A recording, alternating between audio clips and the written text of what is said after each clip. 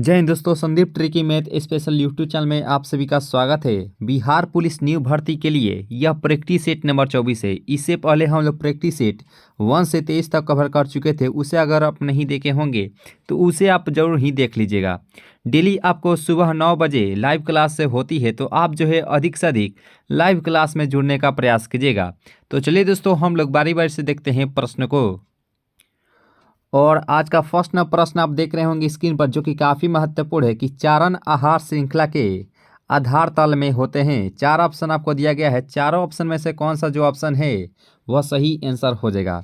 तो यहाँ पे है कि चारण आहार श्रृंखला के आधार पर तल जो होते हैं वह होते हैं उत्पादक, यानी कि जो ए ऑप्शन है इस प्रश्न का राइट आंसर होगा ऑप्शन नंबर ए। आइए दोस्तों, नेक्स्ट प्रश्न को कवर करते हैं। और यहाँ पे प्रश्न है कि प्रायद्वीपीय भारत की निम्नांकित में से कौन सी नदी अरब सागर में नहीं मिलती है। तो यहाँ पे इस प्रश्न का राइट आंसर क्या होगा कि प्रायद्वीपीय भारत की निम्नांकित में से कौन सी जो नदी है वह अरब सागर में नहीं मिलती है। तो यहाँ पे इस प्रश्न का जो राइट आंसर है वह कावेरी जो है, जो कि अरब सागर में नहीं मिलती है, यानी कि ऑप्शन नंबर जो बी ऑप्शन है इस प्रश्न का राइट आंसर हो जाएगा ऑप्शन नंबर बी। आप जो है अधिक से अधिक आंसर देने का प्रयास कीजिएगा।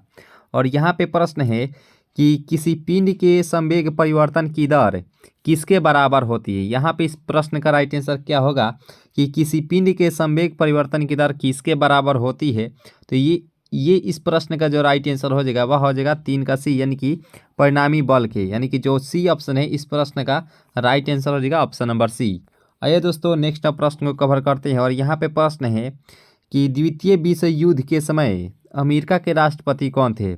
तो जो द्वितीय विश्व युद्ध कब हुआ था, तो 1939 से 1945 के बीच में हुआ था। तो और जो प्रथम विश्व युद्ध था वह 1914 से 1919 के बीच में हुआ था, यानी कि 1819 के लगभग हुआ था। तो यहाँ पे द्वितीय विश्व युद्ध के समय अमेरिका के राष्ट्रपति कौन थे।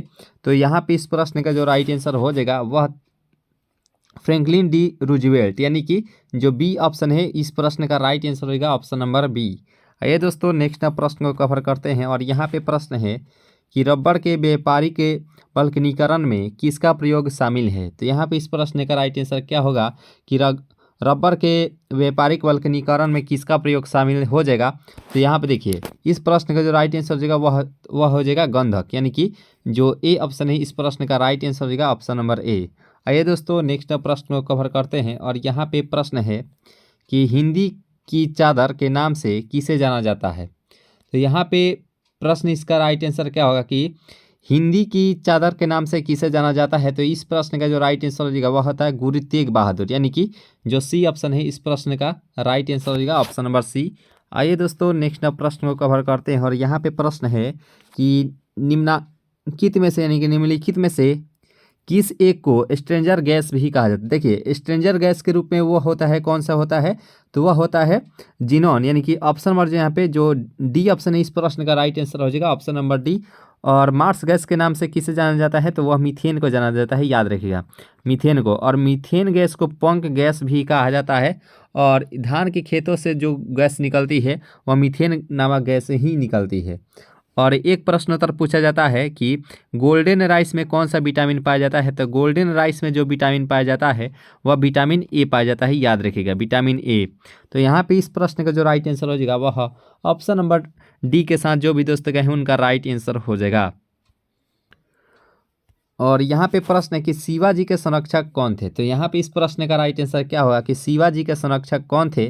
तो यहाँ पे देखिए 8 का राइट आंसर हो जाएगा दादा कोंडदेव, यानी कि जो सी ऑप्शन है इस प्रश्न का राइट आंसर हो जाएगा ऑप्शन नंबर सी।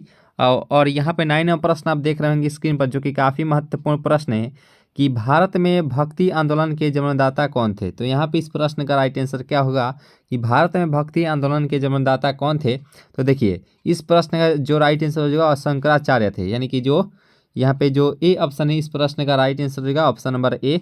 और यहाँ पे 10वां प्रश्न आप देख रहे होंगे स्क्रीन पर, जो कि काफ़ी महत्वपूर्ण है कि प्रजातंत्र जनता के द्वारा जनता के लिए शासन, यह कथन किसके द्वारा दिया गया था। तो यहाँ पे इस प्रश्न का राइट आंसर क्या होगा कि प्रजातंत्र जनता के द्वारा जनता के लिए शासन, यह कथन किसके द्वारा दिया गया था। ये हम लोग लगभग क्लास 10th में पढ़े थे। तो यह अब्राहम लिंकन के द्वारा दिया गया था, यानी कि जो डी ऑप्शन है इस प्रश्न का राइट आंसर हो जाएगा ऑप्शन नंबर डी।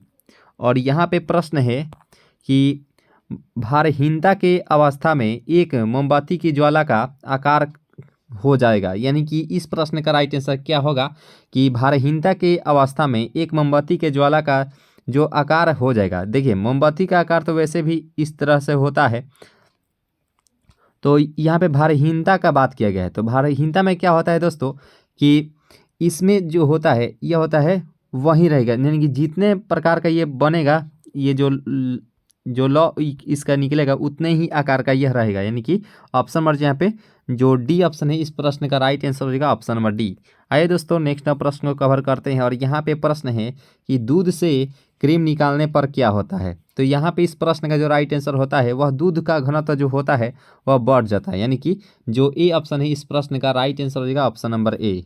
आइए दोस्तों नेक्स्ट प्रश्न को कवर करते हैं। और यहाँ पे प्रश्न है कि बर्नौली का सिद्धांत निम्नलिखित में से किसके संरक्षण का प्रकथन था। तो यहाँ पे बर्नौली का बात किया गया था दोस्तों। देखिए बर्नौली के द्वारा ये रैखिक संवेग के द्वारा ही दिया गया था, इनके द्वारा, इनकी जो सी ऑप्शन है इस प्रश्न का राइट आंसर हो जाएगा ऑप्शन नंबर सी। आइए दोस्तों नेक्स्ट प्रश्न को कवर करते हैं। और यहाँ पे प्रश्न है कि फ्रांस की राज्य क्रांति के समय फ्रांस का शासक कौन था। तो यहाँ पे इस प्रश्न का राइट आंसर क्या होगा कि फ्रांस की राज्य क्रांति के समय फ्रांस का शासक कौन था। तो यहाँ पे इस प्रश्न का जो सही आंसर हो जाएगा वह था लुईस 16वां, यानी कि जो सी ऑप्शन है इस प्रश्न का राइट आंसर होगा ऑप्शन नंबर सी दोस्तों। और यहाँ पे प्रश्न है कि आधुनिक रूस का निर्माता किसे माना जाता है। काफ़ी महत्वपूर्ण प्रश्न है दोस्तों कि आधुनिक रूस का निर्माता किसे माना जाता है। तो ये माना जाता है लेनिन को, यानी कि जो ए ऑप्शन है इस प्रश्न का राइट आंसर हो जाएगा ऑप्शन नंबर ए दोस्तों। और यहाँ पे प्रश्न है कि किस वर्ष से भारत ने ओलंपिक खेलों में हॉकी का पहला स्वर्ण पदक जीता था। तो यहाँ पे हॉकी का बात किया गया था, उसमें मेजर ध्यानचंद थे। तो उस समय जो समय था दोस्तों तो वह था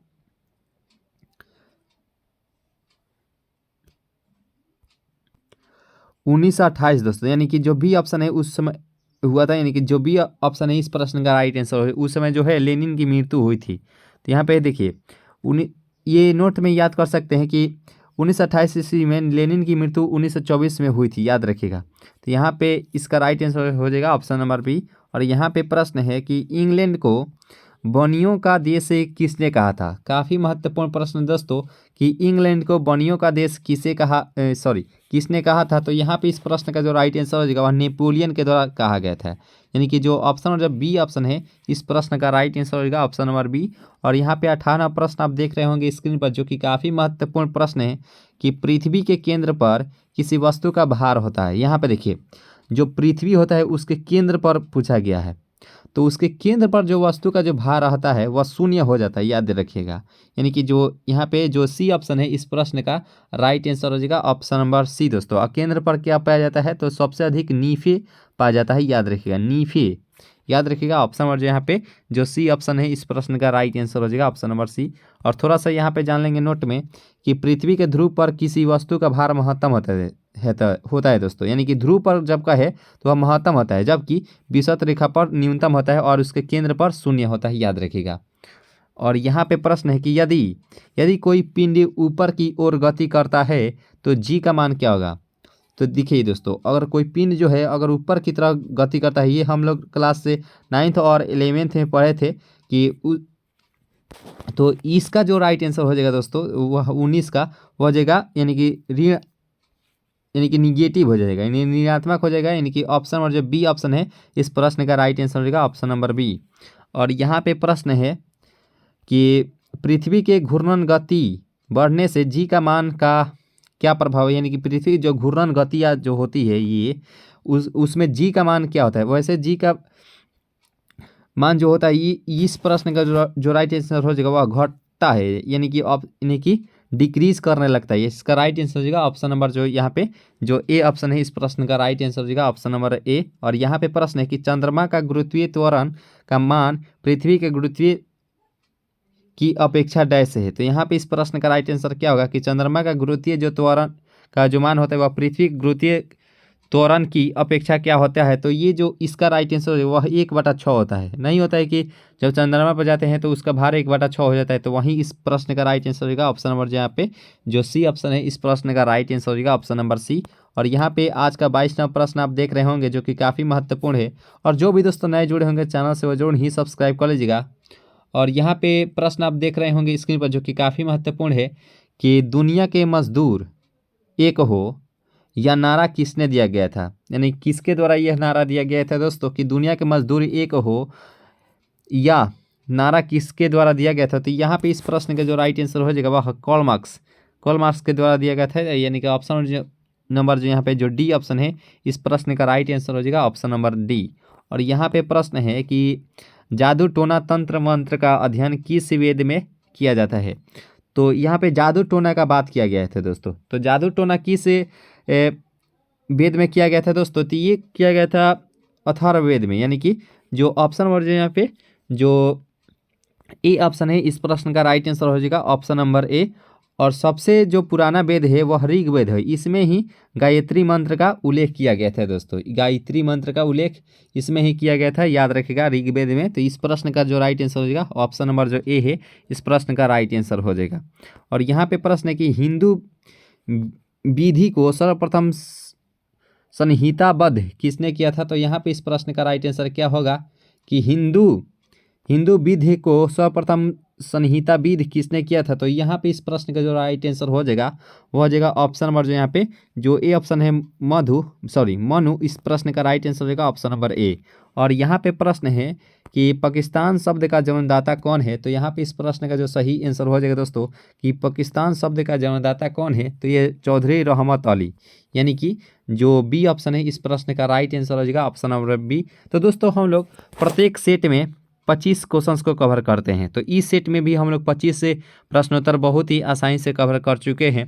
तो उम्मीद करते हैं ये सेशन आप सभी को अच्छी लगी होगी तो एक लाइक जरूर कीजिएगा दोस्तों, और अगर चैनल से अगर नए जुड़े हों तो जरूर ही सब्सक्राइब कर लीजिएगा। और पिछले अगर वीडियो नहीं देखे होंगे तो उसे आप जरूर ही देख लीजिएगा, प्ले लिस्ट में आपको मिल जाएगा सही वीडियो। तो इस सेशन को यहीं पर समाप्त करते हैं, अभी के लिए इतना ही दोस्तों, जय हिंद।